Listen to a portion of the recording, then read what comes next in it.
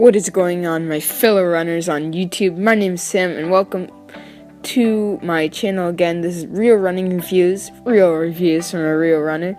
So, today we'll be reviewing the Nike Plus Sportswatch. I recently got into running, so I figured I would need a watch. That's what my coach told me. And I had a nice big gift card to the Nike website, so I picked up this watch for the suggested retail is $160, but I got it for $140. And so inside of the box comes an extra Nike sensor that you can choose to put in your shoe. We'll get into that later. And that's the only extra thing. You get a charging cable, which you'll see later on. And here's the watch. The watch is pretty nice. For running, it does the job. So here you can see all the things that go through it. Sorry for the flash. There's a stopwatch, record, clock, and it's really easy to use the interface. It's so easy and simple. And then if you go into your history, you can see all your runs. So see, I already have a nice big history of my runs. Then on the records, you can see your total miles, fastest mile, fastest kilometer, fastest 5K, fastest 10K, and longest run. Those have all been updated by now.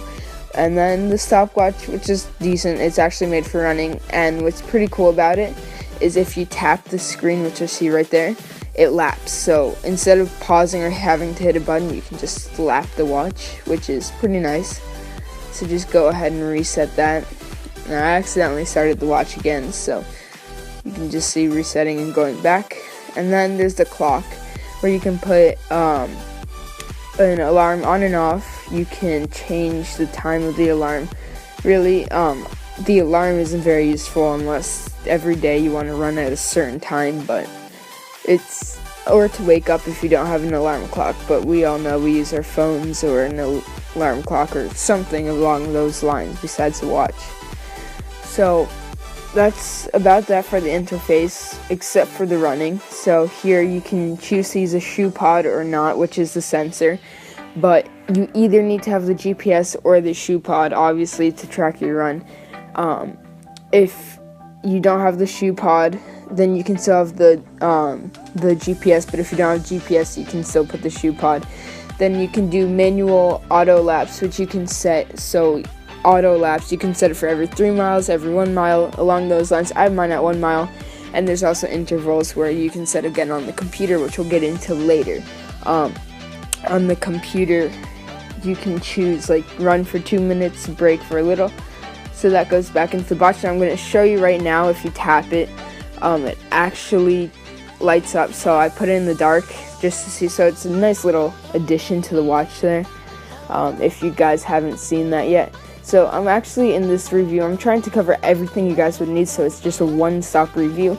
You can choose whether or not to buy this watch from this review.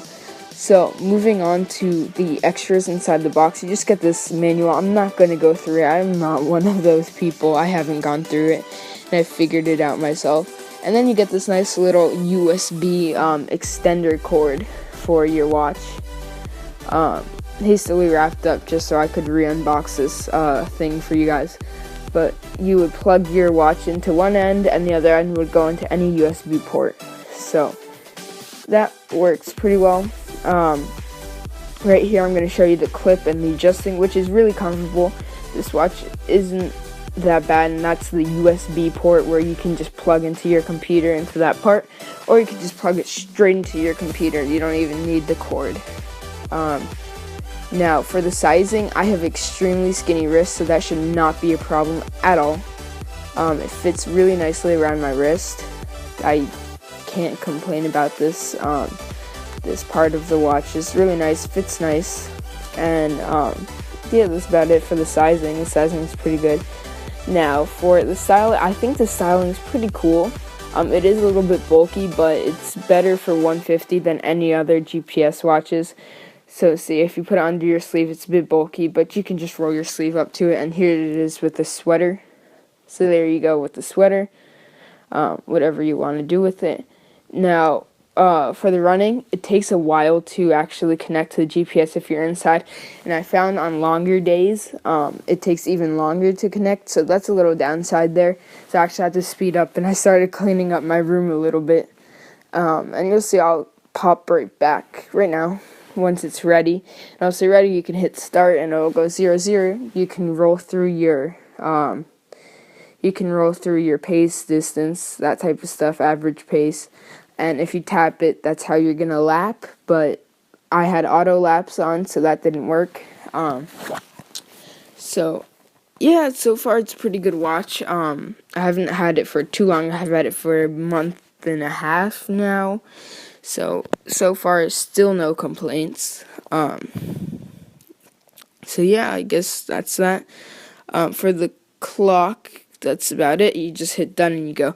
Now, one downside I found is the durability. See, if you plug it straight into the side of your computer here, this is my computer, so if you plug it straight in, it's gonna go kind of awkwardly down on your desk like that, which is gonna kind of make a piece of the watch, the adhesive part, start to come off. I don't know if that happens in all of them, but that happened in mine. You'll see right here.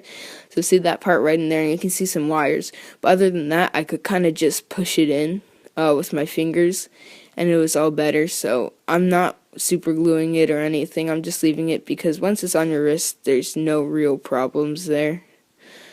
So yeah, see, you just give it a nice little push on each side, and now we're on to the interface. Now this is the software you can get off of the website Nike. You can set the manually, time and date, use 24-hour time, that stuff. Now we'll be moving on to the customized part where you can change the pace to the speed, but really I run with pace, so mainly other runners do. And you can turn auto loop on and off. You can put pace on there, average pace, distance, time elapsed, lap time, calories, and the clock. But I turned off calories because I really don't care about my calories. I'm extremely skinny. My favorite stat I set as pace because that's what I like to look for most, and the sounds I put into in-run only because they do get a little bit annoying, but other than that they're alright. Now the inverted screen is kind of cool. I leave it on inverted because it seems to save battery a little bit.